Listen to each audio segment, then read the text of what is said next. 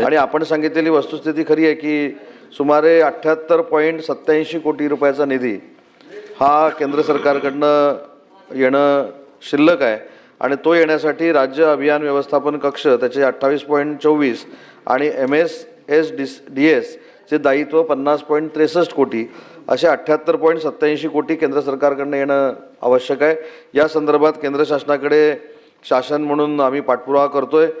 या प्रश्नानंतर देखील तातडीची बाब म्हणून पुन्हा एकदा पत्रव्यवहार केंद्र शासनाकडे केला जाईल आणि केंद्र शासनाचे 60% आल्यानंतर जो राज्य शासनाचा 40% निधी आहे तो देण्याची देखील कार्यवाही केली जाईल।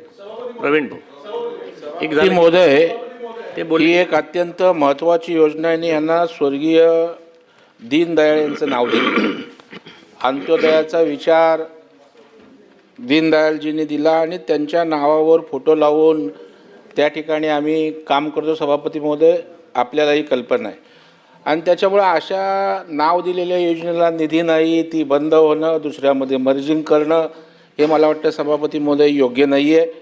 त्यामुळे हेमंत पाटलांचा जो हा प्रलंबित देयकासंदर्भात विषय या संदर्भात आपण भाष्य केलंच। माझी आपल्याला विनंती आहे की ही योजना पुन्हा त्या ठिकाणी सक्षमपणे चालली पाहिजे।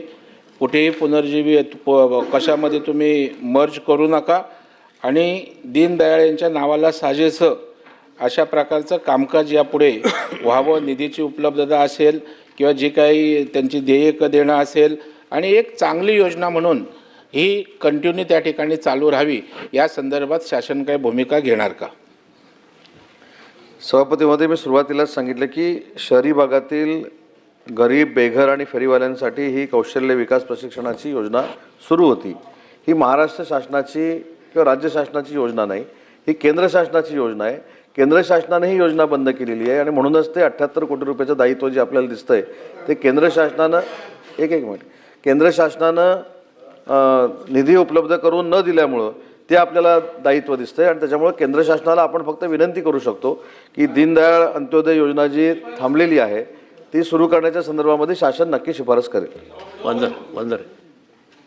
सभापती महोदय, एक तर मुळात प्रश्न असा आहे की राज्यातल्या सर्व महानगरपालिकांमध्ये नगरपालिकांमध्ये 2013 मध्ये ही दीनदयाळ अंत्योदय योजना सुरू करण्यात आली आणि एका वर्षातच याचा गाशा गुंडाळला। तर ज्या पद्धतीनं या योजनेच्या अंतर्गत जशा पद्धतीचे कामं अपेक्षित होते काही प्रमाणात